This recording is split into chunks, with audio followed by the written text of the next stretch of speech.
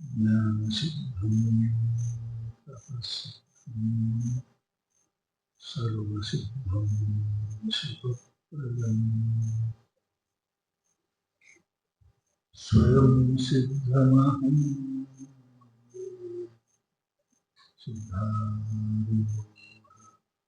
ಸಿದ್ಧಾರೂಢೀಶ್ವರಂ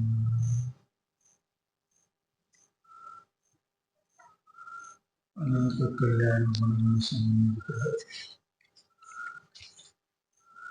ಸದ್ಗುರು ಸಿದ್ಧಾರೂಢ ಮಹಾಸ್ವಾಮಿಗಳ ಚರಣಾರವಿಂದಗಳಿಗೆ ಅನೇಕ ಪ್ರಣಾಮಗಳನ್ನು ಸಮರ್ಪಿಸಿ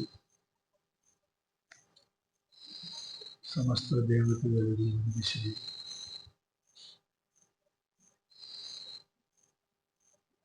ಅರ್ಜುನ ನಿಮಿತ್ತ ಮಾಡಿಕೊಂಡು ಪರಮಾತ್ಮ ಬಹು ಸುಂದರವಾದ ಒಂದು ಮಾತನ್ನ ಹೇಳ್ತಾರೆ. ದ್ವಿತೀಯ ದ್ವಯಿ ಭಯಂ ಭವತಿ.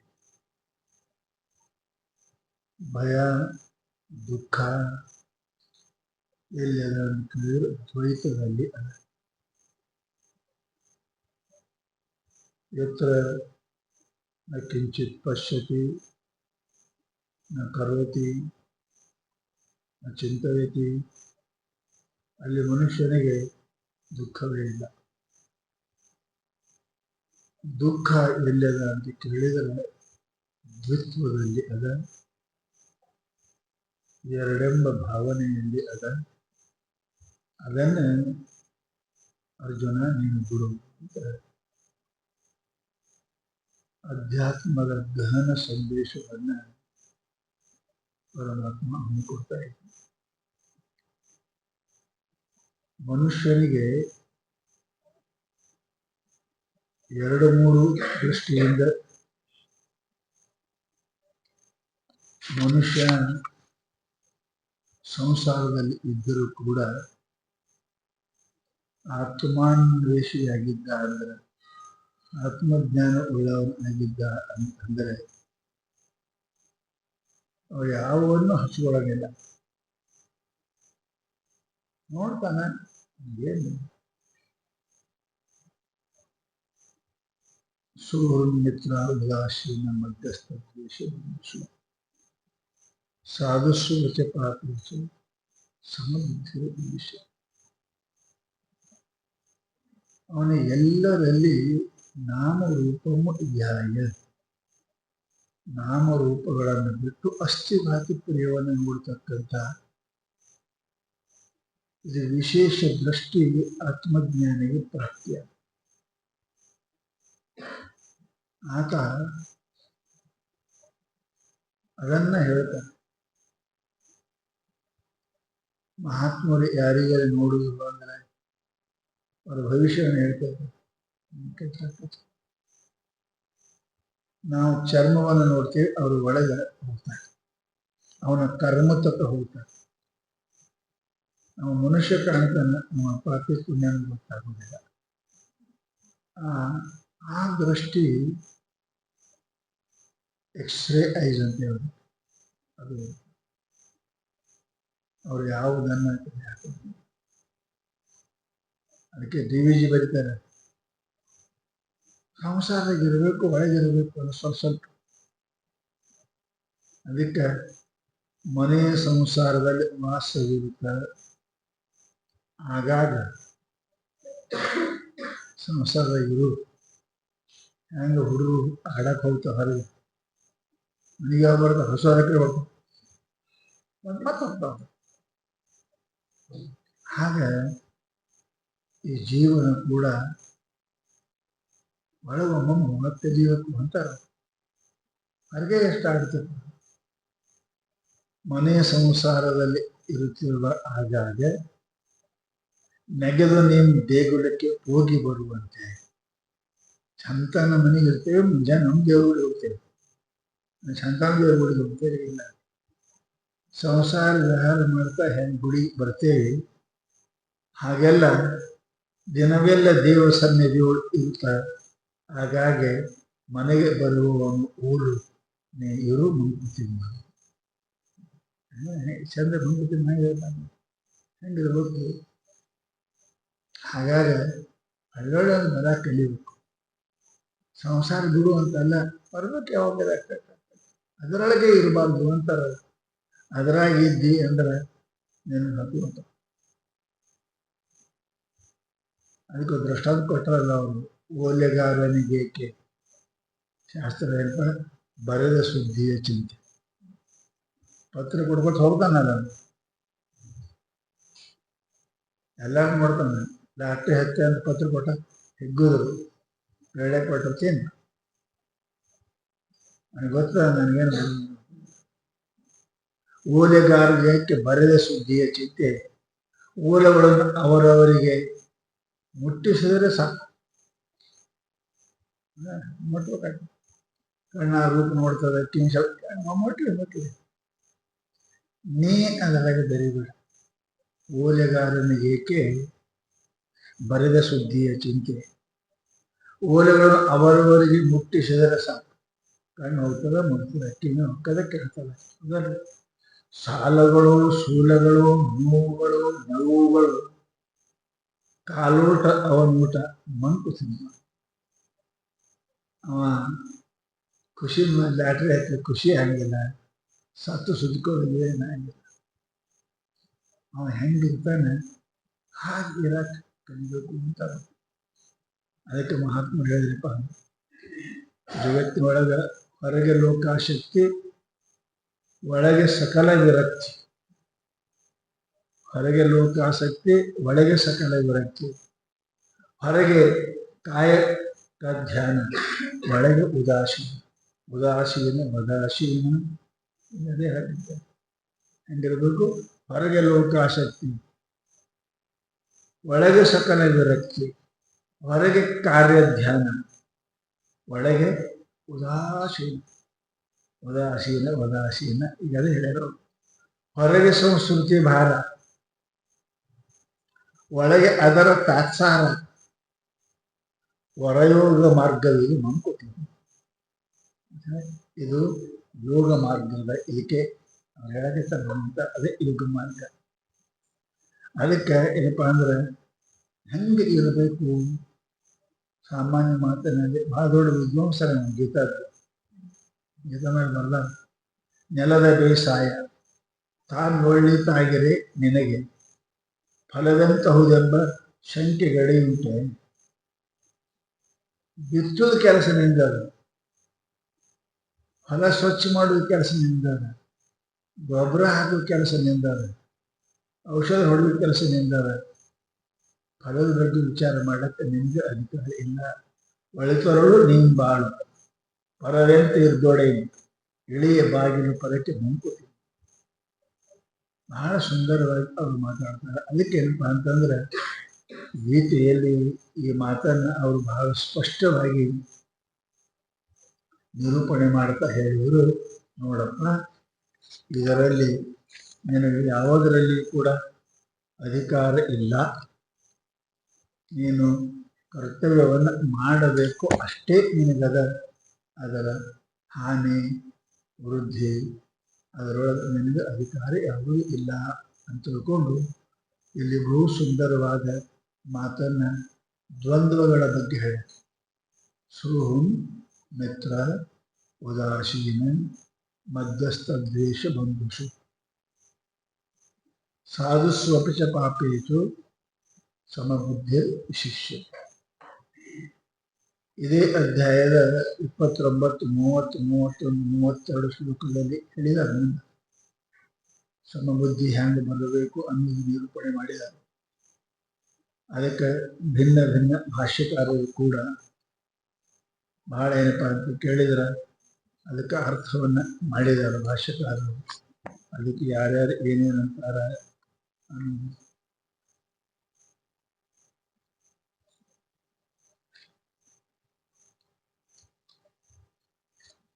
ಅವ್ರಿಗೆ ಯಾರ್ಯಾರಿಗೆ ಏನೇನು ಅನ್ಬೇಕು ಅಂತಕ್ಕಂಥದ್ದನ್ನ ಅವರು ಸ್ಪಷ್ಟವಾಗಿ ನಿರೂಪಣೆ ಮಾಡಿದ್ದಾರೆ. ಅದನ್ನ ಇದು ನೋಡೋಣ. ಸುಹೃನ್ ಮಿತ್ರ ಉದಾಸಿ ಮಧ್ಯಸ್ಥ ದ್ವೇಷಿ ಬಂಧು. ಇಷ್ಟು ಮಂದಿ ಅದ. ಜಗತ್ತಿನೊಳಗೆ ಇಷ್ಟು ಜನ ಇರ್ತಾರೆ. ನಿನ್ನ ಪ್ರೇಮ್ ಮಾಡೋರು ಅದಾರ, ದ್ವೇಷ ಮಾಡೋರು ಅದಾರ, ನಿನ್ನ ಸುದ್ದಿಗೆ ಹೋಗೋದಾರ ಉದಾಸೀನದವರು ಅದಾರ. ಅವರು ನಿನ್ಗೆ ಚಲೋ ನೋಡಂಗಿಲ್ಲ, ಕೆಟ್ಟ ನಮ್ಗೆ ಯಾಕೆ ಬೇಕಪ್ಪ ಅನ್ನೋರು ಮಧ್ಯಸ್ಥರು ಅದಾರ. ಅದರ ಈಗೆಲ್ಲ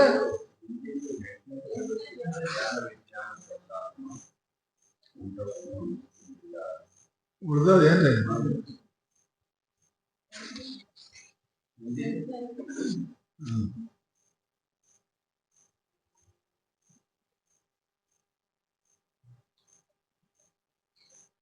ಯಾವ ಮನುಷ್ಯ ತತ್ವಜ್ಞಾನಿ ಆಗಿರತಕ್ಕಂಥ ವ್ಯಕ್ತಿ ಅವ ಹೆಂಗಿರ್ತಾನೆ ಅಂತ ಹೇಳಿದ್ರು. ಪ್ರಶಾಂತಶ್ಯ ಜಿತಾತ್ಮನಃ. ಆತ್ಮ ಅಂದ್ರೆ ಜೀವ ಅಲ್ಲ, ಪ್ರತ್ಯೇಗಾತ್ಮ ಅಂದ್ರೆ ಮನಸ್ಸು. ಯಾರು ತನ್ನ ಮನಸ್ಸನ್ನು ತಾವು ಗೆದ್ದಿರುವರು, ಜಿತ ಆಗಿರುವರು. ಜಿತ ಅಂದ್ರೇನು, ಗೆಲ್ಲುವುದೆಂದರೇನು? ಅವ ಹೇಳ್ದಂಗೆ ಕೇಳ್ಬೇಕು ಅಷ್ಟೇ. ಮನಸ್ಸು ಹೇಳ್ದಂಗೆ ಕೇಳಬಾರ್ದು, ಅವ ಹೇಳ್ದಂಗೆ ಕೇಳಿದ್ರು ಗೆದ್ದಾನ. ಒಬ್ಬರು ಒಂದು ರಾಜ್ಯವನ್ನು ಗೆದ್ದಾರಾದ್ರೆ ಇವ್ರು ಹೇಳ್ದಂಗೆ ಅವ್ರು ಕೇಳಬೇಕು, ಇವರು ಶಾಸನ ನಡೀತದೆ. ಹಾಗೆ ಜಿತಾತ್ಮನಃ ಆತ್ಮನಃ ಜಿತ ಅಂದ್ರೆ ಮನಸ್ಸನ್ನು ಗೆದ್ದಿರುವುದು. ಹೆಂಗಿರ್ತಾರೆ ಅವ? ಹೆಂಗಿರ ಪ್ರಶಾಂತ. ಅವ ಹೆಂಗಿರ್ತಾನೆ? ಶಾಂತ. ಈ ಶಾಂತ ಪ್ರಶಾಂತಕ್ಕೆ ಏನಂತೀವಿ? ಜಗತ್ತಿನೊಳಗ ಬಹಳ ಮಂದಿ ಸಮಾಧಾನ ಇದ್ದವ್ರು ನೋಡ್ಯವ್ರು. ಅವರು ಹೊರಗೆ ಸಮಾಧಾನ, ಒಳಗೆ ಸಮಾಧಾನ ಇಲ್ಲ. ಎಷ್ಟೋ ಬೇಕೆಗಳು, ಇಚ್ಛೆಗಳು, ಅಪೇಕ್ಷೆಗಳು, ರಾಗ ದ್ವೇಷ ಅವನ್ನ ಇರ್ತಾರೆ. ಇಲ್ಲಿ ಏನಿಲ್ಲ. ಪ್ರಕೃಷ್ಟ ರೂಪೇಣ ಶಾಂತ ಪ್ರಶಾಂತ. ಸರ್ವತೋ ದೃಷ್ಟಿಯಿಂದ ಪ್ರಶಾಂತ ಅದ. ಅವನ ಯಾವ ಕರ್ಮೇಂದ್ರಿಯಗಳು, ಜ್ಞಾನೇಂದ್ರಿಯಗಳು, ಇನ್ನು ಅಂತಃಕರಣವು ವಿಶೇಷ ಪ್ರ ಅಂದ್ರೇನು ಇದು. ಯಾರ ಮಂದಿ ಏನಪ್ಪಾ ಅಂದ್ರೆ ಜ್ಞಾನೇಂದ್ರಿಯ ಕಮ್ಮಿ ಇರ್ತಾವ, ಲಕ್ಕ ಹೊಡೆದವನು ಕರ್ಮೇಂದ್ರಿಯ ಶಾಂತಿ ಇರ್ತಾವ. ಅವ ಶಾಂತಿ ಅದಾವ, ಲಕ್ಕ ಹೊಡೆದವನು ಶಾಂತಿ ಇರ್ತಾವ. ಹಂಗೆಲ್ಲ ಇದೆ.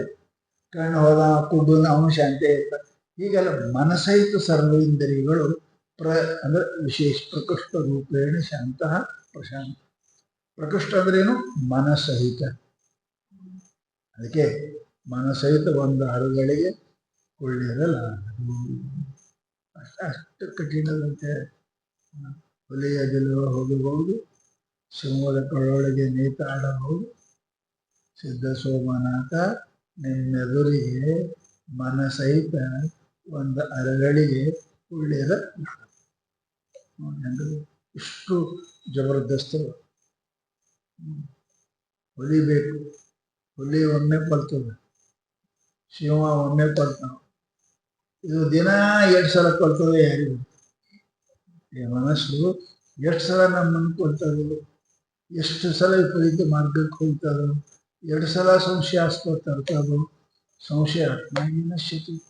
ಅದಕ್ಕೆ ಹೇಳಿದ್ರು ಅವರು, ಇದು ಮನಸ್ಸು ಪ್ರಶಾಂತಸ್ಯ. ಪರಮ ಆತ್ಮ ಸಮಾಹಿತ. ಪರಮಾತ್ಮ ಆನಂದ ಏನದು? ಸಮ್ಯಕ್ ಆಹಿತ. ಆಹಿತ ಅಂದ್ರೆ ಬರುದು. ಸಮ್ಯಕ್ ಆಹಿತ ಸ್ಥಿತಿ ಅವರಲ್ಲಿ ಏನಪ್ಪಾ ಅಂತ ಕೇಳಿದ್ರೆ ಅದು ಪರಮಾತ್ಮ ಆಗದಂದ್ರೆ ಆನಂದ. ಸಚ್ಚಿದಾನಂದ ಆನಂದೋ ಬ್ರಹ್ಮೇತಿ ವಿಜಯ. ಆನಂದ ಸಮಾಹಿತ. ಸಮಾಹಿತ ಅಂದ್ರೆ ಪೂರ ಭರ್ಪೂರ ಅಂತಿರಲ್ಲ ಸಮಾನ. ಸಮ್ಯಕ್ ಆಹಿತ ವ್ಯಾಪ್ತ ಸಮಾಹಿತ. ಸಂಪೂರ್ಣ ಅಂತ ಸಮಾಜ ಸಂಪೂರ್ಣವಾಗಿ ಪೂರ್ಣವಾಗಿ ಆನಂದ ಏನಪ್ಪಾ ಅಂತ ಪರಮಾತ್ಮ ಆನಂದ ಅವನಲ್ಲಿ ಏನಪ್ಪಾ ಅಂತ ಕೇಳಿದ್ರೆ ಬರ್ತದ, ಉಳಿತಾನ. ಯಾವ ಶೀತೋಷ್ಣ ಸುಖ ದುಃಖೇಶು ತಥಾ ಮಾನಾಪಮಾನಯೋ ಪ್ರಶಾಂತಶ್ಚ. ಅಲ್ಲಿ ಯಾರಿ ಪ್ರಶಾಂತ ಅಂದರೆ ಯಾರು? ಯದಿ ಶೀತೋಷ್ಣ ಸುಖ ದುಃಖೇಶು. ಶೀತ ಉಷ್ಣ ಸ್ವಾಭಾವಿಕ ಪ್ರಕೃತಿ ನಿಯಮ ಬರ್ತಾವ. ಅವು ನಮ್ಮನ್ನ ಯಾರನ್ನ ಅಪೇಕ್ಷೆ ಮಾಡಿಲ್ಲ. ಪ್ರಕೃತಿ ಕಾಲಕ್ಕೆ ಚಕ್ರವತ್ ಪರಿವರ್ತಯಂತೆ ಅಂತ ಹೇಳಿ ಚಕ್ರದಂಗ ತಿರುಗ್ತದೆ. ಶೀತ ಉಷ್ಣ ಸುಖ ದುಃಖ ಬರ್ತಿರ್ತಾವ. ಹಾಗಂತ ಚಕ್ರ ನೇಮಿ ಕ್ರಮೇಣ ಅಂದಾರಲ್ಲ ಅವರು, ಹಾಗೆ ಆಗ್ತಾವ. ಶೀತ ಆಮೇಲೆ ಉಷ್ಣ ಗರ್ಮಿ. ನಮ್ಮಲ್ಲಿ ಆಶೆ ಹೇಳ್ತೇವೆ, ಇನ್ನು ಬ್ಯಾಸಿಗೆ ಏನೋ ಬರೋದು ಮುಂದೆ ಹಾಗೆ ಅಂಗಿ ತರದು ಹೊರ ಮುಖತಾವ ಜಡ್ ಬರ್ತಾರೆ. ಇನ್ನೂ ಥಂಡಿ ದೂರ ಹೀಗೆ ಎಲ್ಲ ಸಜ್ಜು ಮಾಡ್ತಾರೆ, ಅಥವಾ ಹೋಗೋತಾರೆ ಜಡ್ ಬರ್ತಾರೆ. ಅದು ಬಹಳ ದೂರ ಅದ. ಸ್ವಲ್ಪ ಸಹನ ಮಾಡ್ಬೇಕಂತಾರ. ಶೀತನೂ ಸಹನ ಮಾಡಲಿ, ಸ್ವಲ್ಪ ಉಷ್ಣನೂ ಸಹನ ಮಾಡಲಿ. ಪರಮಾತ್ಮ ಅಂದ್ರೆ ಆನಂದದಿಂದ ಶೀತಕ್ಕಂಜಿ ವ್ಯವಸ್ಥೆ ಮಾಡ್ಬೇಕಾದ್ರೆ ಖಟ್ಪಟ ಚಾಲು ಆಗ್ಬೇಕಲ್ರಿ. ಕರಿ ತರಬೇಕು, ಬಜಾರ್ಗೆ ಹೋಗ್ಬೇಕು, ಶಾಲ್ ತರಬೇಕು, ಗಾದಿ ತರಬೇಕು, ಮಂಗ್ಯಾನ್ ಟೆಪ್ಗಿ ತರಬೇಕು, ಎಲ್ಲ ಶುರು ಮಾಡ್ಬೇಕಾದ್ರೆ ಖಟ್ಪಟ ಚಾಲನೆ ಆಗ್ತದಲ್ಲ. ಅದಕ್ಕೆ ಅಂತಾರೆ ತ್ರಾಸೆ. ಸ್ವಲ್ಪ ಸಹನ ಮಾಡು. ನೋಡು ಇನ್ನೊಂದು ಹೆಚ್ಚಿಗೆ ಬರಲಿ ಮಾಡು. ಅದಕ್ಕೆ ಸಹನ ಮಾಡೋಂಥ ಶೀತೋಷ್ಣ ಸುಖ ದುಃಖ. ಗರ್ಮನು ಸ್ವಲ್ಪ ಸಹನ ಮಾಡಿ, ಉಷ್ಣನು ಸ್ವಲ್ಪ, ಥಂಡಿನೂ ಸ್ವಲ್ಪ ಸಹನ ಮಾಡಿ. ಸಹನ ಮಾಡಕ್ಕೆ ಕಲಿಬೇಕು. ಅವು ಬಾರದು ಬಪ್ಪದು ತಪ್ಪದು. ಅವು ಥಂಡಿಯಾಗ ಥಂಡಿ ಬರ್ತವೆ, ಚಳಿಗಾಲದಾಗ ಚಳಿ ಬರ್ತವೆ, ಮಳೆಗಾಲದಾಗ ಮಳೆ ಬರ್ತವೆ, ಬಿಸಿಲು ಬರ್ತವೆ. ಅದೇನೇ ಮಾಡಕ್ಕೆ ಸಾಧ್ಯ ಇಲ್ಲ. ಅಲ್ಲ, ಅವಾಗ ಸ್ವಾಗತ ಮಾಡು, ಸಹನ ಮಾಡು. ಸಹನ ಮಾಡಕ್ಕೆ ಕಲಿಬೇಕು. ಏನು ಹಂಗೆ ಸಹನ ಮಾಡಿದೆ ಅಂದ್ರೆ ಪರಮಾತ್ಮ ಸಮಾಹಿತ, ಆನಂದ ನಿನ್ನಲ್ಲಿ ಇರ್ತದೆ. ಸಣ್ಣ ಸಣ್ಣ ಮಾತಿಗೆ ಬಹಳ ಚಿಡಿ ಮಾಡಕ್ಕೆ ಹೋಗಬೇಡ. ಸಣ್ಣ ಸಣ್ಣ ತಪ್ಪಿಗೆ ಬಹಳ ತೇಲಿ ಕರ್ಕೋಬೇಡ. ಸಮಾಧಾನ ಮಾಡುತ್ತೆ. ಏಕೆ ಅಂತಾರೆ ಅವರು ಶೀತ ಉಷ್ಣದಲ್ಲಿ ಸಮಾಹಿ ಮತ್ತು ಸುಖ ದುಃಖೇಶು. ಇವು ಚಕ್ರಾರ ಪಂಕ್ತಿರಿವ ಗಚ್ಚತಿ ಭಾಗ್ಯ ಪಂಕ್ತಿ. ಹಗಲು ರಾತ್ರಿ ಹೋಗಿಲ್ಲ ಹೆಂಗಂದ್ರೆ ಹಂಗೆ ಸುಖ ದುಃಖಗಳು ಚಕ್ರ ನೇಮಿ ಕ್ರಮೇ. ಅವು ತಿರುಗಲಕ್ಕೆ ನೀರು ತಿರುಗಬೇಡ. ಅದಕ್ಕೆ ಹಿಂದಕ್ಕೆ ಹೇಳಿಲ್ಲ ಜ್ಞಾನೇಶ್ವರ ಮಹಾರಾಜ್. ತಿಗಿರಿ ಅಂದ್ರೆ ಕುಂಬಾರ ಮಾಡಕ್ ಕೊಡೋ ತಿಗಿರಿರ್ತಾರೆ. ತಿಗಿರಿ ಆ ತಿರುಗಿ ಮೇಲೆ ಒಂದು ನೊಣ ಕುಂತ. ತಿರುಗುತ್ತದೆ, ನೊಣ ತಿರುಗಕತ್ತದ. ಅದೇ ಕುಂತದ. ಆ ತಿರುಗಿಲ್ಲ. ಆ ನೊಣ ಹೆಂಗೆ ಕುಂತದ ತಿಗಿರಿ ಮೇಲೆ, ಹಾಗ ನೀನು ಇರು. ಸುಖ ದುಃಖ ತಿರುಗುತ್ತವೆ. ಅವು ಯಾವಾಗಲೂ ಸುಖ ಇರಂಗಿಲ್ಲ, ಯಾವಾಗಲೂ ದುಃಖ ಇರಂಗಿಲ್ಲ, ಯಾವಾಗಲೂ ಮಾನ ಇರಂಗಿಲ್ಲ, ಯಾವಾಗಲೂ ಅಪಮಾನ ಇರಂಗಿಲ್ಲ. ದ್ರೌಪದಿಗೆ ಅವಾಗ ಅಪಮಾನ ಆಯಿತು. ಈಗೂ ಪೂಜೆ ಮಾಡಕತ್ತಾರ ನೋಡ್ರಿ. ಪ್ರತಿ ವರ್ಷ ಆಗ್ತಿರ ಇವತ್ತಿನ ಪೂಜೆ ಅದಕ್ಕೆ ಹೇಳಿದ್ರು ನೋಡಿ. ಇರಂಗಿಲ್ಲ, ಯಾರಿಗೇನಿರಂಗಿಲ್ಲ. ರಾವಣ ಇರುತ್ತಕ್ಕೆ ಬಹಳ ಮೆರೆದ. ಈಗ ಹೆಸರು ತಗೊಳ್ತಾ ಇರಲಿ. ಅದು ಇವು ಬರ್ತಾವ ಹೋಗ್ತಾವಂತ. ಅದ್ರ ಬಗ್ಗೆ ವಿಚಾರ ಮಾಡಕ್ ಹೋಗ್ಬೇಡ. ಸುಮ್ಮನೆ ಇದ್ದೆ ಅಂದ್ರೆ ಪರಮಾತ್ಮ ಸಮಾಹಿತ ಅಂದ್ರೆ ಆನಂದ. ಪರಮಾತ್ಮ ಅಂದ್ರೆ ಆನಂದ ನಿನ್ನಲ್ಲಿ ಇರ್ತದೆ. ಸುಖ ದುಃಖೇಶು ತಥಾ ಮಾನ ಅಪಮಾನ ಇವು. ಮಾನಾಪಮಾನಗಳು ಮನುಷ್ಯನಿಗೆ ಬರಬೇಕು. ಅವು ಸೂಚನಾ ಕೊಡ್ತವೆ. ಮಾನ ಬಂತು ಕನ್ನಡಿ ಹಿಂದೆ ಮುಂದೆ ಇರ್ತಾವ, ಮುಂದೆ ಹಿಂದೆ. ಇದು ಬಿಟ್ಟು ಇದು ಇರಕ್ಕೆ ಬರದೆ, ಇದು ಬಿಟ್ಟು ಇದು ಇರಕ್ಕೆ ಬರಂಗಿಲ್ಲ. ಹಿಂದೆ ಹಚ್ಚಿರ್ತಾರ ನೋಡ್ರಿ ಕಾರು, ಬಿಟ್ಟು ಇರಕ್ಕೆ ಬರಂಗಿಲ್ಲ. ಅದು ಇದ್ರೆ ಇದು ಇದ್ರೆ ಅದು. ಹಾಗ ಈ ಮಾನಾಪಮಾನಗಳು ಜಗತ್ತಿನೊಳಗೆ ಯಾರೂ ಇದ್ರ ಹೊರಗಿದ್ದವರಿಲ್ಲ. ದ್ರೌಪದಿಗೆ ಬೈದವರಿದ್ದಾರೆ, ಅಕ್ಕಮಾದೇವಿ ಬೈದವರಿದ್ದಾರೆ, ಸಿದ್ಧಾರೂಢರಿಗೆ ಬೈದವರಿದ್ದಾರೆ, ಪೂಜಾ ಮಾಡಿದವರಿದ್ದಾರೆ, ಹೊಡೆದವರು ಈ ಮಾನಾಪಮಾನ ಇವು. ನೀ ಮಾನ ಅಪೇಕ್ಷೆ ಮಾಡದಿ ಅಂದ್ರೆ ಅಪಮಾನದಲ್ಲಿ ಬೆನ್ನಿಂದೇ ಇರ್ತದೆ. ಅವಮಾನ ಆಯ್ತು ಅಂದ್ರೆ ಮಾನದಲ್ಲಿ ಬೆನ್ನಿಂದೇ ಇರ್ತದೆ. ಅವು ಬಿಟ್ಟಿದ್ದಕ್ಕೆ ಬರಂಗಿಲ್ಲ ಮಾನಾಪಮಾನಗಳು ಸುಖ ದುಃಖಗಳು. ಅದಕ್ಕೆ ಇವಕ್ಕೆ ದ್ವಂದ್ವ ಅಂದ, ಶೀತ ಉಷ್ಣ. ಅವ್ರು ಬಿಟ್ಟಿರೋಕ್ಕೆ ಬರಂಗಿಲ್ಲ. ಹಿಂದ ಮುಂದೆ ಜೋಡಿನೇ ಇರ್ತಾವೆ, ಒಬ್ರು ಮುಂದೆ ಒಬ್ರು ಹಿಂದೆ ಇರ್ತಾರೆ. ಒಬ್ರು ಹಿಂದ ಮುಂದೆ ಇರ್ತಾರ. ಈಗ ಲೆಫ್ಟ್ ರೈಟ್ ಅಂತಾರ, ಮುಂದೆ ಇರ್ತಾನೆ. ಪೀಛೆ ಮೂಡಂದ್ರೆ ಇವ ಮುಂದೆ ಹಾಕ್ತಾನೆ. ಯಾರು ಮುಂದೆ ಇರ್ತಾನೆ? ಮುಂದೆ ಯಾರು ಹೇಳಕ್ ಬರಂಗಿಲ್ಲ. ಆ ಕಡೆ ಹೋಗುವಾಗ ಅವ ಮುಂದೆ, ಈ ಕಡೆ ಬರುವಾಗ ಈ ಕಡೆ. ರೈಲ್ವೆಗೆ ನೋಡ್ತೀರಿ ಇಲ್ಲ, ಈ ಕಡೆ ಹೋಗಿ ಇಂಜನ್ ಹಚ್ತಾರೆ, ಹೊಳೆ ಬರೋದು ಮತ್ತೆ ಗೊತ್ತಾಗ ಇಂಜನ್ ಹಚ್ತಾರೆ. ಯಾರು ಮುಂದೆ ಯಾರು ಹಿಂದೆ. ಈ ಡಬ್ಬಿ ಮೊದಲು ಈಗ ಮುತ್ತಿದ್ದು, ಈಗ ಕಡೆಗೆ ಹಾಕ್ತಾರೆ, ಹಿಂದೆ ಹಾಕ್ತಾರೆ, ಇಂಜನ್ ಮತ್ತೆ ಕಡೆ ಹಾಕ್ತಾರೆ. ಆಗ ಜಗತ್ತಿನೊಳಗಂತಾರೆ ಈ ಮಾನ ಅಪಮಾನಗಳು, ಸುಖ ದುಃಖಗಳು, ಶೀತ ಉಷ್ಣಗಳು ಅವು ಬಿಟ್ಟಿರಕ್ಕೆ ಬರಂಗಿಲ್ಲ. ಶೀತ ಅದ ಅಂದ್ರೆ ಉಷ್ಣವೇ, ಉಷ್ಣ ಅದ ಅಂದ್ರೆ ಶೀತ ಅದೇ, ದುಃಖ ಅದ ಅಂದ್ರೆ ಸುಖ ಬರ್ತದೆ, ಸುಖ ಅದ ಅಂದ್ರೆ ಹುಷಾರಾಗಿರು ಮುಂದಕ್ಕೆ ಬರ್ತಾರೆ. ಭಾಳ ಮಾನ ಮಾಡಕತ್ತಂದ್ರೆ ಅಪಮಾನ ತಯಾರಿರ್ತದೆ, ಅಪಮಾನ ತಯಾರಿರ್ತದೆ. ಕೃಷ್ಣ ಪರಮಾತ್ಮನಂತವನಿಗೆ ಅಪಮಾನ ಆಯ್ತು ಸವಾಲಾಗ. ಅದೆಲ್ಲ ಏನು ಅಂದು ತಿಳಿಯೋದಿಲ್ಲ. ವಿಚಾರಿ ಬಡ್ಕೋಣ ಎಲ್ಲ ಬೆಳೆದು ದೇವರಿಗೆ ಬೈದು ಸಂಧಿ ಮಾಡಕ್ ಹೋದ್ರೆ ಇವನಿಗೆ ಬಯಸೋಣ. ಅಂಥವರಿಗೆ ಅಪಮಾನ, ಜಗತ್ತಿಗೆ ಪರಮಾತ್ಮ ಇದ್ದವನಿಗೆ ಅಪಮಾನ ಆಗ್ಯದ ಅಂದ್ರೆ ಉಳಿದವರು ಕಾ ಗತಿ, ಉಳಿದವ್ರ ಗತಿ ಏನು ಹೇಳಬೇಕು ಸರ್? ಅಂತ ಪರಮಾತ್ಮ ಜಗತ್ತನ್ನೇ ನಾನೇ ಮಾಡೀನಿ ಅಂತ ಅಂತ. ಜಗತ್ತೇ ಮಾಡಿ ಅಂದ್ರೆ ನನ್ನ ಸ್ತುತಿ ಮಾಡೋನಿಗೂ ನೀನೇ ಮಾಡಿ, ನಿನಗೆ ಬೈಯೋನಿಗೂ ಎರಡು ಸಣ್ಣ ನೀನೇ ಮಾಡಿದ್ವಿ. ಸ್ತುತಿ ನಿಂದೆಗಳು ನಮ್ಮ ಕರ್ಮಗಳಿಂದ ಬರ್ತಿದ್ದ, ಅದಕ್ಕೆ ಸ್ನಾನ ಮಾಡೋದು ಕಲಿ. ಅದಕ್ಕಂತ ಅವರು ಸುಖ ದುಃಖೇಶು ತಥಾ ಮಾನಾಪಮಾನ. ಇವ ಹಿಂಗ್ ಸಮಬುದ್ಧಿ ಇರಬೇಕಂತ ಅವರು. ಬುದ್ಧಿ ವಿಷಯ ಇರಬಾರ್ದು, ಎಕ್ಸ್ರೇ ಐಸ್ ಇರಬೇಕು, ಎಲ್ಲ ಒಂದೇ ನೋಡಬೇಕು, ಆ ಸ್ಥಿತಿ ಇರಬೇಕು. ಬಟ್ಟಿ ಬಣ್ಣ ನೋಡ್ಬೇಡ, ಎಳೆ ನೋಡು. ಬಟ್ಟಿ ಬಣ್ಣ ಎಳೆ ನೋಡು, ಎಳೆ ನೋಡಿದ್ರೆ ಕೃಷ್ಣ. ವಜಿಟಿಕೆ ಗೆಜಿಟಿಕೆ ನೋಡ್ಬೇಡ, ಬಂಗಾರ ನೋಡು. ಸಮಬುದ್ಧಿ ಅಟ್ಟೆ ಕಿಟ್ಟೆ ಕನ್ನಲ್ಲ. ಬಂಗಾರದಷ್ಟು ಬಂತು ಅದು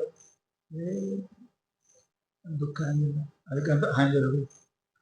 ಮತ್ತೆ ಹಂಗಿರ್ಬೇಕು, ಆನಂದ ಬರ್ಬೇಕು. ಜ್ಞಾನ ವಿಜ್ಞಾನ ತೃಪ್ತಾತ್ಮ. ಅದಕ್ಕೆ ಜ್ಞಾನ ವಿಜ್ಞಾನ ಎರಡು ಬರಬಾರ್ದು. ಪರೋಕ್ಷ ಜ್ಞಾನ ಅಪರೋಕ್ಷ ಜ್ಞಾನ ಅಂತ ಒಬ್ಬರು ಬರೀತಾರೆ. ಒಬ್ಬರು ಬರೀತಾರೆ ಶಾಸ್ತ್ರಜ್ಞಾನ ಅನುಭವ ಜ್ಞಾನ ಅಂತ ಬರೀತಾರೆ. ಇನ್ನು ದಿನದವರು ಬರಬೇಕು ಪರೋಕ್ಷ ಜ್ಞಾನ, ಜ್ಞಾನ ಅಪರೋಕ್ಷ ಜ್ಞಾನ ಇದು ಅಂತ. ಇನ್ನೊಬ್ಬರು ಏನಂತಾರಪ್ಪ ಅಂತ ಕೇಳಿ, ಜ್ಞಾನ ಶಾಸ್ತ್ರಜ್ಞಾನ, ಆಮೇಲೆ ಅಂತಾರ ವಿಜ್ಞಾನ ಅನುಭವ ಜ್ಞಾನ. ಅದಕ್ಕೆ ಪ್ರಾಕ್ಟಿಕಲ್ ಅಂತ. ಡಾಕ್ಟರ್ ಕಲಿತಾನೆ, ಈ ಔಷಧ ಕೊಡ್ತಾರೆ, ಇವರಿಗೆ ಆರಾಮ ಅದೇ ಕೊಟ್ಟು ನೋಡೇನೆ. ಸೈನ್ಸ್ದಾಗ ಯಾರೋ ಹೇಳ್ತಾರ, ಆಕಿ ಈ ಮರ್ಕೂರಿಯನ್ನು ತಯಾರು ಮಾಡೋದಕ್ಕೆ ಹೆಣ್ಮಗಳು ಅದು ತಗೊಂಡ್ರೆ ಸಾಯ್ತಾರಂತ ಆಕೆ ಮಾಡಿದ್ಲಂತ. ಯಾರ ಮೇಲೆ ಪ್ರಯೋಗ ಮಾಡ್ಬೇಕ್ರ ಅದು? ಅದು ತಗೊಂಡ್ರೆ ಸಾಯ್ತಾರಂತ. ಆಕೆ ಬರದಿಟ್ಟು ಅದು ತೊಗೊಂಡು ಸತ್ತು ಹೋಗ್ಬೇಕು, ಪರಂತು ಬರದಿಟ್ಟು ಆಕೆ ತಗೊಂಡವ್ರು ಸಾಯ್ತಾರೆ. ಇದು ಅನುಭವ. ಹಂಗ ಅಹಂಕಾರ ವಿಮೂಢಾತ್ಮ ಹೇಳಿದ್ರಿ ನೀವು, ಅದು ಹೋಗ್ಯಾಗ ಯಾರಿಗೆ ಗೊತ್ತಾಗಬೇಕಲ್ಲ. ಅದಕ್ಕೆ ಏನಾದ್ರು ವಿಜ್ಞಾನ, ಜ್ಞಾನ ಅಂದ್ರೆ ಶಾಸ್ತ್ರಜ್ಞಾನ, ವಿಜ್ಞಾನ ಅಂದ್ರೆ ಶಾಸ್ತ್ರದಿಂದ ಆಗುವ ವಿಶೇಷ ಜ್ಞಾನ, ಅದಕ್ಕೆ ಅನುಭವ ಅಂತ. ಅದಕ್ಕಂತಾರೆ ಅವರು ಜ್ಞಾನ ವಿಜ್ಞಾನ. ಏನೇಳು ತೃಪ್ತಾತ್ಮ. ಹೋಳಿಗೆ ಹೇಗೆ ಮಾಡಬರುತ್ತದೆ, ಅದಕ್ಕೆ ಅದು ಅಳಿಪಿಸಬೇಕು, ಬೆಲ್ಲ ಹಾಕಿ ಅರಿಯಬೇಕು, ಅದು ಕಣಕದ ಹಾಕಿ ಹೋಗ್ಬೇಕು, ಉಂಡ್ರ ಆನಂದ ಆಗ್ತದ, ಏನಾಗ್ತದೆ ಉಣಬೇಕಲ್ಲ. ಇಷ್ಟೇ ಉಣ್ಣು ತಕ ಜ್ಞಾನ ಅದ, ಅದು ಹೊಟ್ಟೆಯಾಗ ಹೊಯ್ತಂದ್ರೆ ವಿಜ್ಞಾನ ಬನ್ಬೇಕು, ಅಂದ್ರೆ ವಿಜ್ಞಾನ. ಹಂಗೆ ಶಾಸ್ತ್ರ ಓದ್ಯವು ಖರೆ ಎಲ್ಲ, ಪರಂತು ನನಗೆ ಆನಂದನೇ ಆಗಲಿಲ್ಲ ಅಂದ್ರೆ ಒಂದ್ಯಾನುಭವದಂತೆ ಹೃದಯಕ್ಕೂ ನಿಜಗೊಂಡ್ರು ಬರೋದು, ಬಂಜಿ ಭೋಗ ಮಾಡ್ದಂಗೆ ಆಗ್ತದೆ ಅಂತವಲ್ಲ. ಅದಕ್ಕೆ ವಿಜ್ಞಾನ ಅಂದ್ರೆ ಏನು ಅಂದ್ರೆ ಬ್ರಹ್ಮಾತ್ಮ ಐಕ್ಯ ಏನು ಶಾಸ್ತ್ರದಿಂದ ಸಂಶಯ ವಿಪರೀತ ಜ್ಞಾನರಹಿತವಾಗಿ ಏನು ತಿಳ್ಕೊಂಡಿದ್ದೀವಿ, ಅದರ ಆನಂದ ನನಗೆ ಬರ್ತದೆ. ಸತ್ತು ಗೊತ್ತಾಕಂದ್ರೆ ಚಿತ್ತನು ಶಾಸ್ತ್ರ ಭಾಳ ಓದಿದ್ದು ಗೊತ್ತಾಕಂದ್ರೆ ಆನಂದ ಆನಂದ ಇದು ಬೇಕಲ್ರಿ. ನಿತ್ಯದೇನು ಜೋಡಿಸ್ ಸತ್ಯ ನಿತ್ಯಕ್ಕೆ ಜೋಡಿಸಿ ಸಮೀಪ ಆಗ್ತದೆ. ಅದು ದೇಶ ಕಾಲ ಇಷ್ಟೇ ಅಂತರ ಬರೋದು. ಫಸ್ಟ್ ಇವು ಮೂರು ಜರೂರಿ ಅದ. ಸದ್ರೂಪ ಚಿದ್ರೂಪ ಆಗ್ಯದ. ಆನಂದ ಆಗಲಿಲ್ಲ ಅಂದ್ರೆ ನ ಪರಮಾತ್ಮ ಸಮಾಹಿತ, ಪರಮಾತ್ಮ ಅವನಲ್ಲಿ ಇದು ಆಗಿಲ್ಲ ಅಂತ. ಅದಕ್ಕೆ ಹೇಳ್ತಾರೆ ಅವರು ಕೂಟಸ್ಥೋ ವಿಜಿತೇಂದ್ರಿಯ. ಹೆಂಗಪ್ಪ ಅಂದ್ರೆ ಕೂಟಸ್ಥ. ಭಗವದ್ಗೀತೆ 15ನೇ ಅಧ್ಯಾಯದಲ್ಲಿ ಬರೀತಾರೆ ಕೂಟಸ್ಥ ಅಂದ್ರೆ ಕೂಟೆ ಕೂಟೆ ತಿಷ್ಠತಿ ಇತಿ ಕೂಟಸ್ಥ. ಕೂಟಸ್ಥ ಅಂದ್ರೆ ಮಾಯ, ಕೂಟಸ್ಥ ಅಂದ್ರೆ ಮಾಯ. ಏನು ಕೂಟೆ ಕೂಟೆ ಸಮೂಹ ಸಮೂಹದಲ್ಲಿ ಏನು ಸಮೂಹ? ನಾಮ ರೂಪ. ಎಲ್ಲೆಲ್ಲಿ ನಾಮ ಎಲ್ಲೆಲ್ಲಿ ರೂಪದಲ್ಲಿ ಯಾರದಲ್ಲಿ ನಮ್ಮನೆ ಮಾಯನೇ. ಅದಕ್ಕೂ ಕೂಟಸ್ಥ. ಈ ನಾಮ ರೂಪ ಕೂಟದಲ್ಲಿ ಕೂಟಸ್ಥ. ಇನ್ನು ಪರಮಾತ್ಮನ ಸಂಬಂಧ ಕೂಟಸ್ಥ ಅಂದ್ರೆ ನಿರ್ವಿಕಾರ, ಕುಟಿಲ ಇಲ್ಲದೆ ಇರುವುದು. ಕೂಟಸ್ಥದಲ್ಲಿ ಅಂದ್ರೆ ಕುಟಿಲ ಇಲ್ಲದೆ ಸ್ಥಃ ಇರುವುದು. ಕುಟಿಲ ಅಂದ್ರೆ ಹೆಚ್ಚು ಕಡಿಮೆ, ಮುಂದೊಂದಿರುವುದು ಹಿಂದೊಂದಿರುವುದು, ಮನುಷ್ಯ ಕುಟುಲ. ಹಾಗೆ ಇಲ್ಲಿ ಏನಂತ ಕೂಟಸ್ಥ ಅಂದ್ರೆ ಸ್ಥ ಅಂದ್ರೆ ಎರಡು. ಅದಕ್ಕೆ ನಿಮಗೆ ಹೇಳ್ತಿರಲ್ಲ, ಅಡಿಗಲ್ಲ ಹೇಳ್ತಿಲ್ಲ, ಅಡಿಗಲ್ಲ ಅಡಿಗಲ್ಲ ಅಂತ ಹೇಳ್ತಾರೆ. ಹಾಗೆ ಕೂಟೆ ಕೂಟೆ ತಿಷ್ಠತೆ ಒಂದು ಮಾಯ. ಇನ್ನು ಕೂಟಸ್ಥ ನಿರ್ವಿಕಾರ. ಯಾವ ವಿಕಾರ ಅಂದ್ರೆ ಹೆಚ್ಚು ಕಡಿಮೆ ಆಗಂಗಿಲ್ಲ, ಯಾವ ದೃಷ್ಟಿ ಅವನಿಗೆ ಕೂಟಸ್ಥ. ಇನ್ನ ಕೂಟ ಅಂದ್ರೆ ಆಕಾಶ ಅಂತ ಬರೆದಾರ. ಕೂಟ ಆಕಾಶ. ಆಕಾಶ ಹೆಚ್ಚು ಕಡಿಮೆ ಆಗಿದೆ, ಹೆಚ್ಚು ಕಡಿಮೆ ದಿನ ಕಡಿಮೆ ಕಣ್ಣ ಕಾಣ್ತಾ ಅಲ್ಲಿ ಮತ್ತೆ ಕಾಣ್ತದೆ. ಕೂಟಂ ಆಕಾಶ. ಯಾಕೆ ಬಹಳ ಅರ್ಥ ಉಂಟು, ಇದರ ಅಂತ ಗೊತ್ತಿಲ್ಲ. ಕೂಟಂ ಆಕಾಶ. ಅದಕ್ಕೆ ಮತ್ತೆ ಬರೆದಾರ ಖಂ ವಿದಲಂ ವ್ಯೋಮ ಸಂಧಿ ಆಕಾಶ ಉಚ್ಯತೆ. ಖಂ ಅಂದಾಳೆ, ವಿದಲ ಅಂದಾಳೆ, ವ್ಯೋಮ ಅಂದಾಳೆ, ಸಂಧಿ ಅಂದಾಳೆ. ಇಷ್ಟ ಅರ್ಥ ಆಕಾಶ. ಏನಪ್ಪ ಅಂತ ಕೇಳಿದ್ರೆ ಕೂಟ ಅಂತ. ಅದಕ್ಕೆ ಮಹಾನುಭಾವರು ಏನು ಹೇಳಿದ್ರು ಅಂತ ಕೇಳಿದ್ರೆ ಕೂಟಸ್ಥ ಆತ್ಮ ಏನಪ್ಪ ಅಂತ ಕೇಳಿದ್ರೆ ಇರಬೇಕು ವಿಜಿತೇಂದ್ರಿಯ. ವಿಜಿತೇಂದ್ರಿಯ ಅಂದ್ರೆ ಹೆಚ್ಚು ಕಡಿಮೆ ಆಗಲಾರದು ಇರಬೇಕು. ಹೆಂಗ ಪಾನ ಪಾನ ಸುಖ ದುಃಖ ಲಾಭ ಹಂಗಿರ್ಬೇಕು. ಮುಂದಿನ ಹೇಳ್ತಾರವರು ವಿಜಿತೇಂದ್ರಿಯ. ಜಿತೇಂದ್ರಿಯ ಹೇಳೋದು ಚಲೋ ಐತೆ, ಏನು ಪ್ರಾಸ ಕಡಿಮೆ ಬಿದ್ದೆ ಬಿ ಹಚ್ಚಾರ ಏನೇ. ಯಾಕೆ ಅಕ್ಷರ ಕಡಿಮೆ ಬರದಲ್ಲ. ಅನುಷ್ಠುಪ ಚಂದದಾಗ 8 8 16 ಮೇಲೆ 16 ಕೆಳಗೆ. ಈ ಜಿತೇಂದ್ರಿಯ ಅಂದ್ರೆ ಆಯ್ತು. ವಿಜಿತೇಂದ್ರಿಯ ಅಂದ್ರೆ ಮನಸಹಿತ ಇಂದ್ರಿಯಗಳು. ಇವುಗಳ ಮ್ಯಾಲೆ ಎಲ್ಲ ಮನಸ್ಸದ. ಮನಸಹಿತ ಸಮಸ್ತ ಕರ್ಮೇಂದ್ರಿಯ ಜ್ಞಾನಗಳು ಯಾರು ಜಿತವಾಗಿದ್ದಾರೆಯೋ. ಜಿತ ಶಬ್ದಕ್ಕೆ ಅರ್ಥ ಏನು? ವಶ. ವಶೇ ಯಶೇಂದ್ರಿಯಾಣಿ. ಜಿತ ಹೇಳ. ಜಿತ ಅಂದ್ರೇನು? ಗೆದಿದು. ಗೆದಿದು ಅಂದ್ರೇನು? ಅಧೀನ ಮಾಡಿಕೊಳ್ಳುವುದು, ವಶವಾಗಿರುವುದು, ಕೊಲ್ಲುವುದಲ್ಲ. ರಾಜ ಗೆದಿತಾನಂದ್ರೇನು? ರಾಜ ಸುಲ್ತಾನ ಕೆಳಗೆ ಮಾಡ್ತಾನ. ಇವನೇ ಅಲ್ಲಿ ಹೋಗಿ ಆಳ್ತಾನೆ. ಆಳಿನ ನೀನು ಆಳು ಅಕ್ಕ ವಶ. ಜಿತ ಅಂದ್ರೆ ವಶ. ಯಾರು ತಮ್ಮ ಕರ್ಮೇಂದ್ರಿಯಗಳನ್ನ ಜ್ಞಾನೇಂದ್ರಿಯಗಳನ್ನ ಮನಸಹಿತ ವಶ ಮಾಡಿಕೊಂಡಿದ್ದಾರೆಯೋ. ಅಂತರೇಂದ್ರಿಯ ಧೈರ್ಯೇಂದ್ರಿಯ ಯಾರು ವಶ ಮಾಡಿಕೊಂಡಿದ್ದಾರೆಯೋ ಅವರು ವಿಜಿತೇಂದ್ರಿಯ. ಅವ್ರಿಗೇನಂತಾರೆ? ಯುಕ್ತ ಇತಿ ಉಚ್ಯತೆ. ಅವ್ರಿಗೇನಂತಾರೆ? ಅವರಿಗೆ ಯುಕ್ತ ಅಂತ ಕರೀತಾರೆ. ಯುಕ್ತ ಅಂದ್ರೆ ಬರೋಬರಿ. ಬರೋಬರಿ. ಅವ ಈ ದಾರಿ ಬರೋಬರಿ ಅಂತ ಅರ್ಥ. ಯುಕ್ತ ಅಂದ್ರೆ ಕರೆಕ್ಟ್. ಅಂದ್ರೆ ಬರೋಬರಿ. ಅದಕ್ಕೆ ಯೋಗಕ್ಕೆ ಯೋಗ ಮಾಡ್ಲಿಕ್ಕೆ ಬರೋಬರಿ ಏನು ಅಡ್ಡಿಲ್ಲ. ಹಿಂಗಿರ್ಬೇಕು ಅವ ಯೋಗ ಮಾಡೋ. ಸಮಲೋಷ್ಟಾಶ್ಮ ಕಾಂಚನ ಸಮಾಹಿತ ಕೂಟಸ್ಥ ಜಿತಾತ್ಮನ ಜ್ಞಾನ ವಿಜ್ಞಾನ ತೃಪ್ತಾತ್ಮ. ಹಿಂಗಿರ್ಬೇಕು ಅವ ಬರೋಬರ. ಅದಕ್ಕೆ ಆತ್ಮ ಸಂಯಮ ಯೋಗಕ್ಕೆ ಆತ್ಮ ಸಂಯಮ ಯೋಗವನ್ನ ಷಷ್ಠೋಧ್ಯಾಯ. ಆತ್ಮ ಸಂಯಮ ಯೋಗ ಮಾಡಲಿಕ್ಕೆ ಯಾರು ಯುಕ್ತ, ಯಾರು ಅಧಿಕಾರಿ?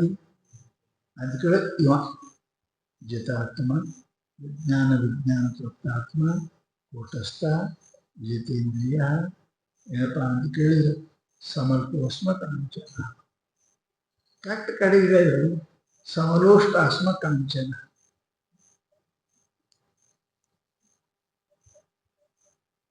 ಕಲ್ಲು ಮಣ್ಣು ಒಂದೇ ಅಂತ ತಿಳಿಯವನಿಗೆ ಶಾನೆ ಅಂತೇಳಿ ಹುಚ್ಚಂತೆ. ಬುದ್ಧಿ ಇಲ್ಲವರು ತಿಳ್ಕೊತಾವ. ಹುಡುಗರು ಒಂದು ಲಡ್ಡು ಕೊಡ್ರಿ, ಒಂದು ಬಂಗಾರ ಕೊಡ್ರಿ,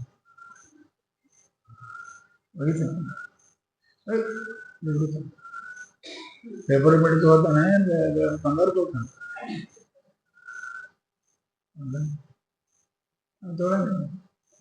ಯಾಕೆ? ಅವನಿಗೆ ಕಿಮ್ಮತ್ ಯಾವ್ದಾದ್ರು ಪೇಪರ್ ಮಾಡಿದ ಪ್ರಯೋಜನ ಇಲ್ಲದ ಅವನಿಗೆ, ಅದು ನಿಷ್ಪ್ರಯೋಜನ. ಮನುಷ್ಯನಿಗೆ ಎಲ್ಲಿ ಕೂಡ ಕಿಮ್ಮತ್ ಕೊಡೋದು ನಮ್ಮ ಪ್ರಯೋಜನ ಇಲ್ಲ.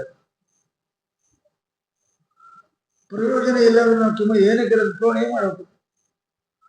ನಪುಂಸಕನಿಗೆ ಸುಂದರ ಹೆಣ್ಮಗಳು ಬಂದು ನಿಂತರು ಏನ್ ಮಾಡ್ತಾನೆ? ನಮಸ್ಕಾರ. ನಿಷ್ಪ್ರಯೋಜನ ಅದು. ಅಂದ್ರೆ ನಿಷ್ಪ್ರಯೋಜನ.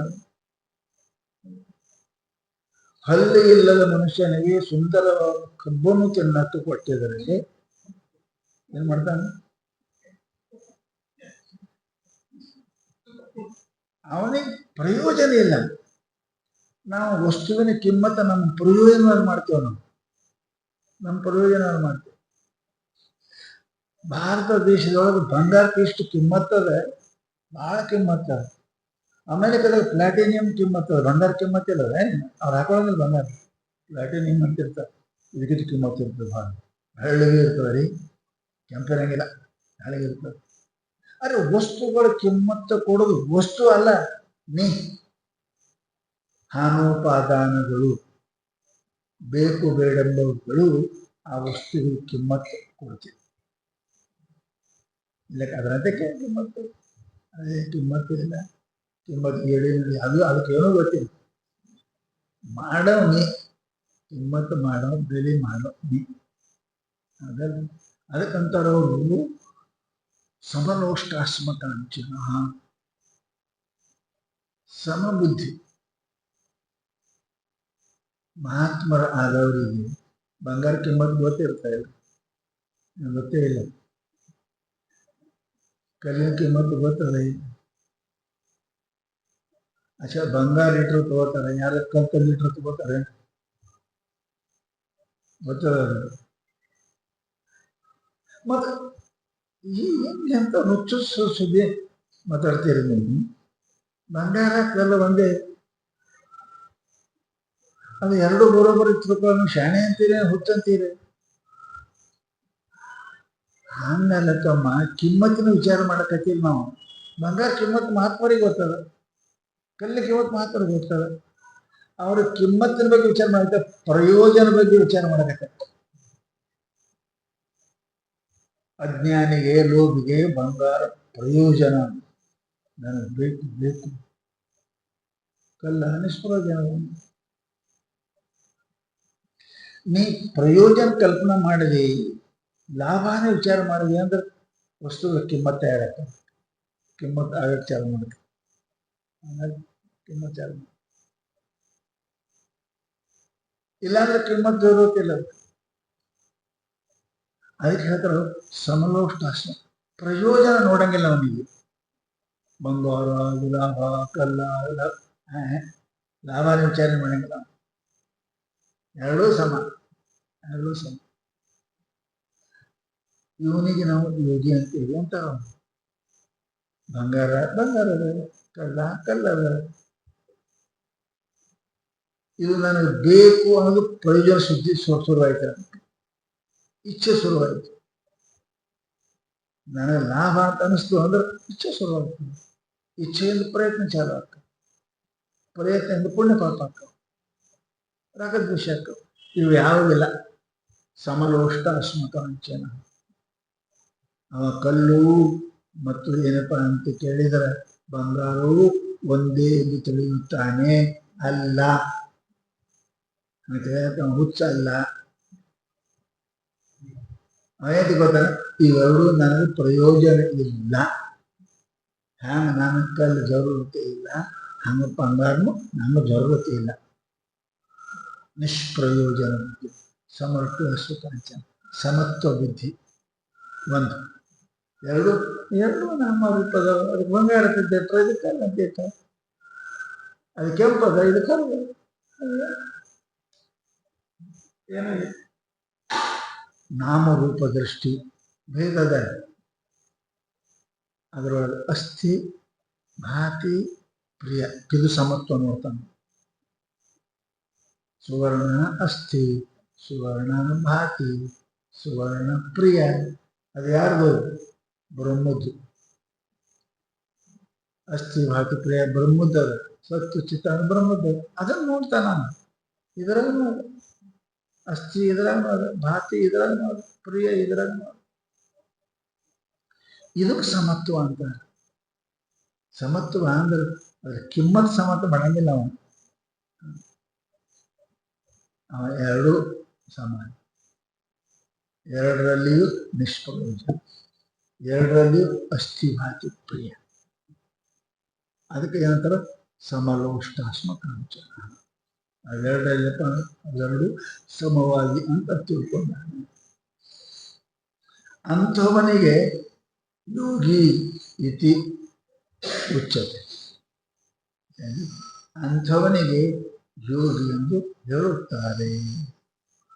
ಯಾರು ಅದರ ಸಮನಾಗಿ ಅದರ ಅಂಥವರಿಗೆ ಯೋಗಿ ಎಂದು ಹೇಳುತ್ತಾರೆ.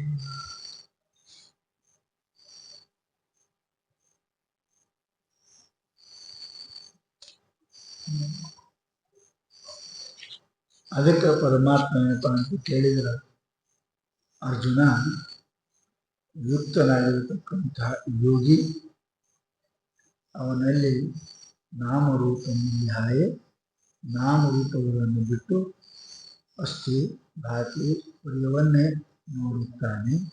ಹಾಗೆ ಅವುಗಳಿಗೆ ಪ್ರಯೋಜನ ನಿಷ್ಪ್ರಯೋಜನ ಈ ಎರಡೂ ಅವನ ಹಂತಕ್ಕೆ ಇರುವುದು. ನಿಷ್ಪ್ರಯೋಜನ ಅಂದ್ರೆ ನಿವೃತ್ತಿಗೆ ಪ್ರಯತ್ನ, ಸ್ವಪ್ರಯೋಜನ ಅಂದ್ರೆ ಪ್ರವೃತ್ತಿಗೆ ಪ್ರಯತ್ನ. ಚಾಲು ಆಗ್ತವೆ. ಆ ಪ್ರವೃತ್ತಿ ಇಲ್ಲ. ಯಾಕೆ ಸಮಲೋಷ್ಟಾಸ್ಮಕ ಅವೆರಡೂ ಪ್ರಯೋಜನಗಳು ನನಗೆ ಇಲ್ಲ. ಒಂದು ಈ ಸಮಬುದ್ಧಿಯ. ಎರಡನೇದು ಎಲ್ಲದರಲ್ಲಿ ಅಸ್ಥಿಭಾತಿ ಪ್ರಿಯವು ಸಮನಾಗಿ ಇರುತ್ತದೆ ಅಂತ ನಾಮರೂಪವನ್ನು ಬಿಟ್ಟು ಅಸ್ಥಿಭಾತಿ ನೋಡ್ತಕ್ಕಂಥವನಾಗಿರುವುದರಿಂದ ಅವನಿಗೇನಪ್ಪ ಅಂತ ಕೇಳಿದ್ರೆ ಮಹಾತ್ಮ ಅಂತಾನೆ. ಅಂಥವ ಏನಪ್ಪ ಅಂತ ಕೇಳಿದ್ರೆ ಹೆಂಗಿರ್ತಾನೆ ಅಂದ್ರೆ ಮತ್ತೆ ಶ್ಲೋಕದಾಗ ಹೇಳ್ತಾರೆ, ಸುಹೃನ್ ಮಿತ್ರ ಉದಾಸೀನ ಮಧ್ಯಸ್ಥ ದ್ವೇಷಿ ಬಂಧು ಸಾಧು ಪಾಪಿ ಸಮಬುದ್ಧಿ. ಹೇಳಿದ್ರಲ್ಲ ಹಿಂದಕ್ಕೆ ಸಮತ್ವ ಅಂದ್ರಲ್ಲ,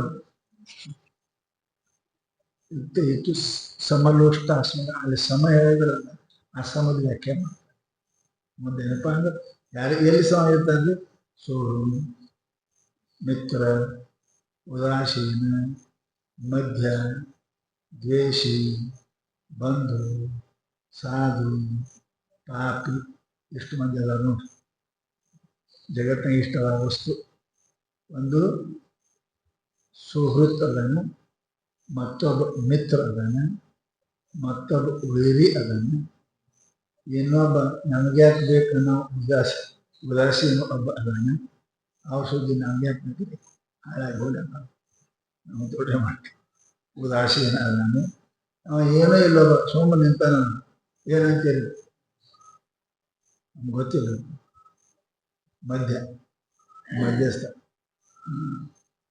ಮಧ್ಯಸ್ಥ ಒಬ್ಬ ಅದನ್ನು, ಒಬ್ಬ ದ್ವೇಷಿ ಅದನ್ನು, ಒಬ್ಬ ಬಂಧು ಅದನ್ನು, ಒಬ್ಬ ಸಾಧು ಅದನ್ನು, ಒಬ್ಬ ಪಾಪಿ ಅದನ್ನು.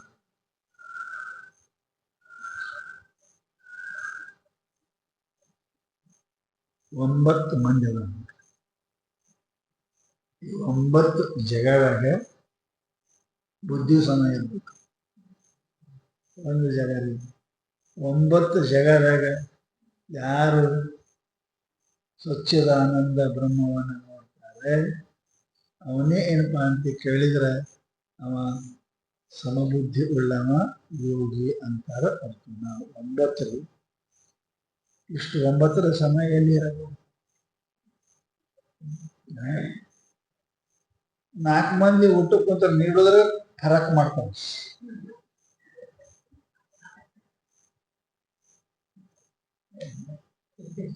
ಸಮಬುದ್ಧಿಯಲ್ಲಿ ಬೇಕು, ಸಮಬುದ್ಧಿಯಲ್ಲಿ ಬರಬೇಕು. ಕಠಿಣ ಅದ್ರ ಬರದೆ ಇರ್ತಾನೆ ಅನ್ನಂಗಿಲ್ಲ. 9 ಜಗ ಹೇಳ್ಯಾರ ಯೋಗಿಯಾಗಿತ್ತು ನನ್ನ ಸಮಬುದ್ಧಿ ಹೆಂಗ್ 9 ಜಗ ಅಂತ. ಮಿತ್ರ ಬೇರೆ ಸುಹೃತ್ ಬೇರೆ ನೋಡಿ. ಸುಹೃತ್ರ ಮಿತ್ರ ಉದಾಸೀನ ವೈರಿ ಮಧ್ಯಸ್ಥ ದ್ವೇಷಿ ಬಂಧು ಸಾಧು ಕಡೆಗೊಬ್ಬದನ ಶ್ರೇಷ್ಠ ಪಾಪಿ. ಇಷ್ಟು 9 ಮಂದಿ ಏನಪ್ಪಾ ಅಂತ ಕೇಳಿದ್ರೆ ಇವರೊಳಗೆ ಸಮತ್ವ ಏನು?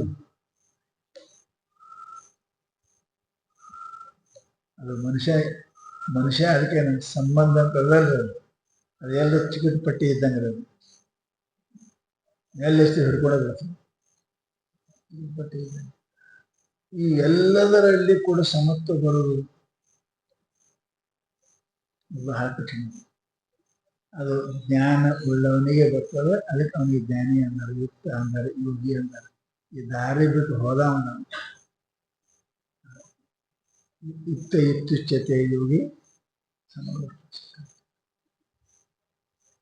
ಈ ಯೋಗ ಬರಬೇಕು ಅಂದ್ರೆ, ಯೋಗಿ ಆಗಬೇಕು ಅಂದ್ರೆ, ಯೋಗಾರೂಢ ಆಗಬೇಕು ಅಂದ್ರೆ ನಾವು ಏನ್ ಮಾಡ್ಬೇಕು ಅಂದ್ರೆ ಈ 9 ಸ್ಥಾನದಲ್ಲಿ ಪ್ರಪಂಚದ ಕಾಲಕ್ಕೆ ಈ 9 ಇರ್ತವೆ.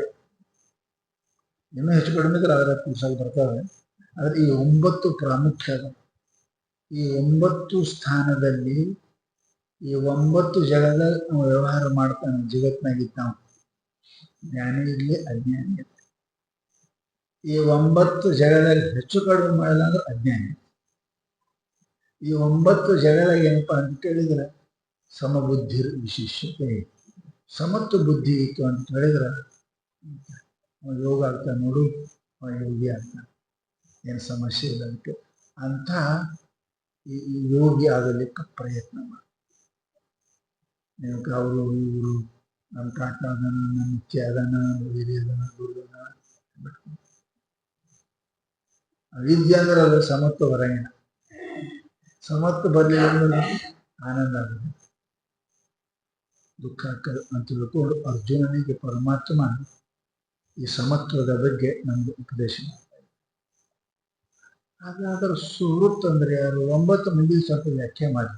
ಸುಹೃತ್ ಅಂದ್ರೆ ಯಾರು, ಹರಿ ಅಂದ್ರೆ ಯಾರು, ಉದಾಸೀನ ಅಂದ್ರೆ ಯಾರು, ಮಧ್ಯಸ್ಥ ಅಂದ್ರೆ ಯಾರು, ಸ್ವಲ್ಪ ಹೇಳಿದ್ರಿ ಅಂದ್ರೆ ನಾಳೆಗೆ ಅದ್ರ ಬಗ್ಗೆ ವಿಚಾರ.